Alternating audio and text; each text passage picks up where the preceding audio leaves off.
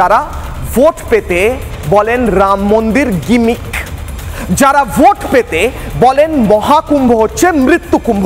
আমি প্রতিদিন প্রশ্ন করব, প্রতিদিন, ইচ অ্যান্ড এভরিডে আমি প্রশ্ন করব তাদেরকে যারা শ্রীরামচন্দ্রকে কাল্পনিক বলেন, কিন্তু অন্য ধর্মের বিভিন্ন যারা মনীষী রয়েছেন তাদেরকে ঐতিহাসিক বলেন। বড্ড সুবিধের, বড্ড রেগুলেটরটা বড্ড সুবিধে মতো ঘুরিয়ে নিতে পারেন তারা, এবং সনাতন ধর্মের মানুষরা সহনশীল বলে সেটা সহ্য করে নেন। আজ রাষ্ট্রপতি, উপরাষ্ট্রপতি জগদীপ ধনকর বললেন স্পষ্টভাবে, সনাতন সংস্কৃতিকে রক্ষা করার দায়িত্ব সনাতন ধর্মের মানুষদের, এটা নিজেদের কর্তব্য। আর যদি না করেন কি হবে?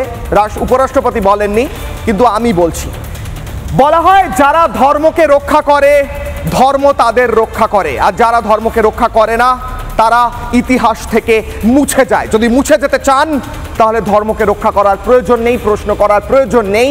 কিন্তু আমি তো প্রশ্ন করব, আমি জানি আপনারাও প্রশ্ন করেন, প্রতিদিন করেন, কিন্তু এই হিন্দু বিরোধী রাজনৈতিক নেতাদের কানে ঢোকে না।